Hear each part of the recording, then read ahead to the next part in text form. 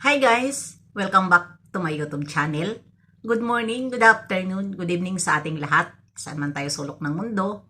Sana'y nasa mabuti tayong kalagayan at ligtas sa anuman masamaang kapahamakan. At bago ang lahat, shoutout muna tayo sa founder ng Kalingap, Kuya Val Santos Matubang, Ate Edna Vlogs, Kalingap Rob, syempre kay Jack Matubang, at sa lahat ng mga sponsor na walang sawa tumulong sa mga nangangailangan, more blessing to come. At syempre, shoutout sa Kalingap Strikers, nandyan si Maria Ligaspi Vlog, Pixie Lixie, Ermagalo Mix Vlog, Hayats Mix Vlog, Cell TVP at Selena Barbosa, at syempre, Ermagalo Mix Vlog. At syempre, ako.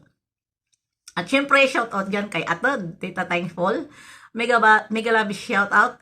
At syempre, si Sis Charma, and Melba Born, mega love shoutout. At syempre dyan sa ambassador, investigador na friend, mega love shoutout. Ano?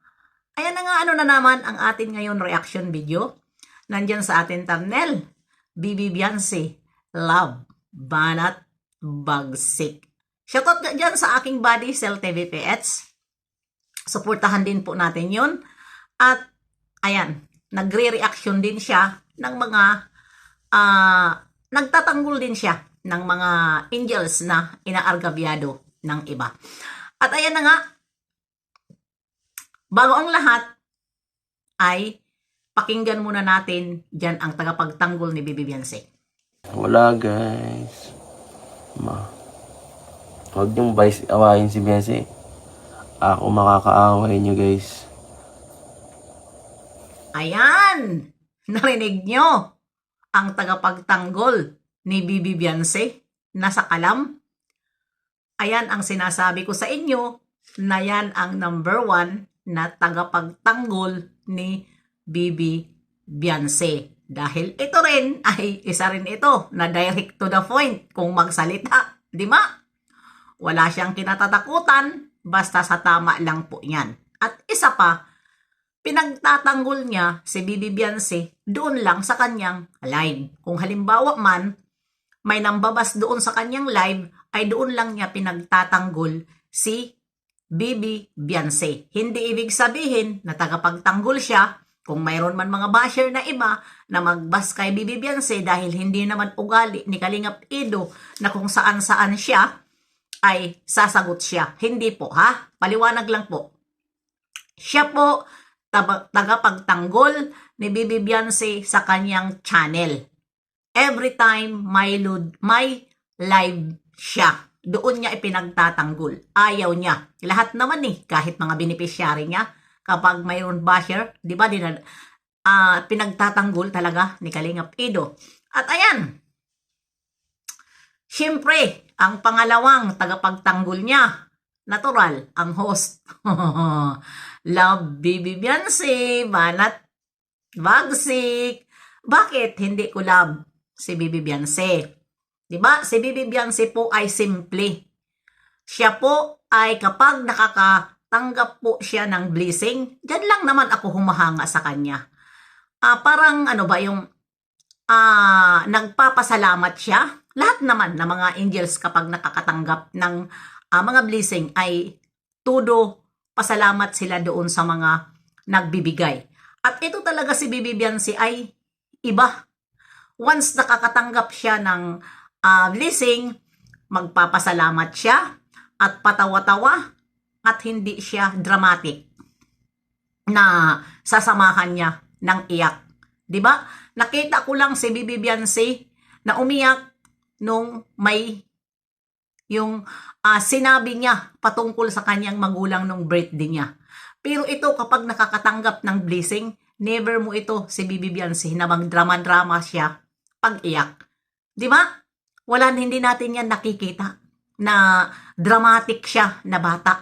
Kung ano ang nakita natin simulat siya ay iblinag ni Kalingap Rob, yun ang ugali ni Bibi Beyonce. At nakita pa talaga ni Kalingap Rob si Bibi Beyonce na ang ugali ni Bibi Beyonce ay kaugali siya sa kanyang asawa. Totoo, mabait si Jack Siguro ko, yun din ang nakitaan ni Kalinga Prab. Maganda na, sexy, maganda pa ang ugali, nasa kanya na ang lahat. 'Di ba? Kaya, ayan na, tulad din sa bibibiyansin natin, maganda na, maganda pa ang ugali, nasa kanya na ang lahat. Kaya, swertihan lang. 'Di ba? At nakakaunawa sa ugali ni Kalingap Ido, si Bibi Beyonce. 'Di ba? Mas bata sa kanya pero nakakaintindi siya sa kay Kalingap Ido. Bakit? Ang sagot niya doon kay Kalingap Prab. Nagsisilos ka ba, Beyonce? Kay Ido, ano ang sagot niya? Hindi daw siya nagsisilos dahil lahat naman daw na ginagawa ni Kalingap Ido ay sinasabi sa kanya. Ayun! Ang magandang pakinggan, di ba? Ibig sabihin, may tiwala siya kay Kalingap Ido. Dahil, sinasabi sa kanya ni Kalingap Ido ang lahat. Kaya wala siyang dapat ipagselos. Ayun naman talaga. Tiwala sa isa't isa. Hindi idaan sa social media. Kapag kayo ay mayroon ng relasyon, andyan ang tampuhan, tapos ilalive pa. Pangit po yun. Kasi, yun? Tawag nito, yung mga, mga sikat kayo. Mga sikat kayo. Once na reaksyonan kayo, gulo yan. Diba? Dahil lalo na, pag hindi tama ang pagreaksyon ng reactor, sasagot ang isang reactor dahil kakampi sa'yo. Kaya, kapag may problema, hindi yan sa social media. Yun lang yun, ang magkarelasyon. Diba? Kaya, believe ako dito, pero hindi siguro yun mangyayari. Dahil nga, si Kalingap Ido ay ingat na ingat. Diba? Ingat na ingat. Kahit nga sila ay lumalabas, dalawa, walang nakakaalam. Walang nagbablog at hindi sila yung video call na naka-live si Kalingap Ido, nandoon si Bibi Beyonce, magbi-video call sila. Hindi po yun ginagawa ni Kalingap Ido. Kasi, alam mo kung bakit sumusunod lang po siya sa protocol. Diba? At ayaw niya ng ganun. Tingnan natin, napapansin nyo ba si Kalingap Ido pag mayroon nagtatanong na nasaan ba si Bibi Beyonce? Hindi ko po alam, hindi ko naman po siya katabi. Diba? Dahil ayaw niya. Live niya yun. Hindi pwede tanong-tanongin si Bibi Beyonce dahil totoo naman, live niya yun. Ayaw niya na makasali doon ang kanyang VIP na love. VIP niya yun si Bibi Beyonce. VIP yan. Siya lang sa kanya lang yan nagpapa-VIP. Ika nga, sabi ni Kalingap Ido. At ayan naman, narinig din natin ang tagapagtanggol. Di ba? Diyan sa akin, pinarinig ko sa inyo, guys, huwag niyo po awayin si Beyonce dahil ako ang inyong makakaaway. Ibig sabihin, doon yan sa kanyang channel, hindi sa kalahatan.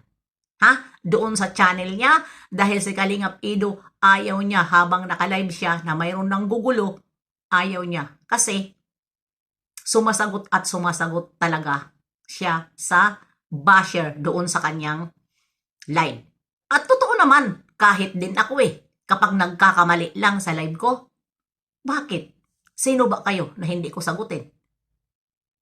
Diba? Pumasok kayo sa akin, accept ko kayo, dahil ayaw para makapagsagot kayo sa sinabi ko. Pero wag yung asahan na hindi ko kayo sasagutin. Sasagutin at sasagutin ko kayo. 'Di ba? Kaya nga open Hindi ako nagde-delete, hindi ako ng live ko. Open 'yan. Kahit sa comment section ko, marami man ako basher, never ako mag-delete sa basher. Ang opinion ko, sasagutin nyo.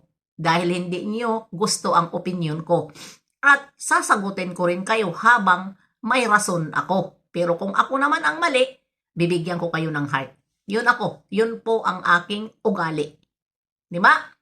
Hindi ako dito nagpa-plastik-plastikan dito sa harap ng kamera. Yun po ang aking ugali.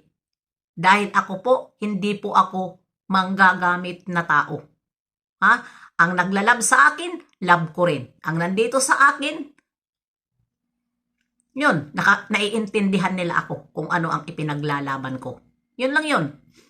Siguro naman marami din ang nakakasubaybay sa akin na sino ba dito ang ipinaglalaban ko. Diba? Bilang reaktor.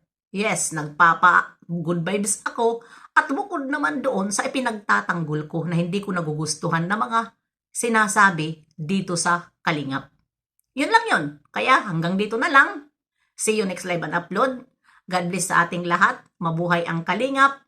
Kung hindi pa kayo nakapag-subscribe kay Banat Bagsik, dyan mga ka-EDC o sino pa man dyan, mga ka-Danjoy, ay subscribe na po kayo. At syempre, ang mga ka-Danjoy din, di ba, ang babait nila. Wala kang masabi sa kanila. At number 1 din si Joy na hindi dramatic. Ayan, bye-bye! God bless sa ating lahat.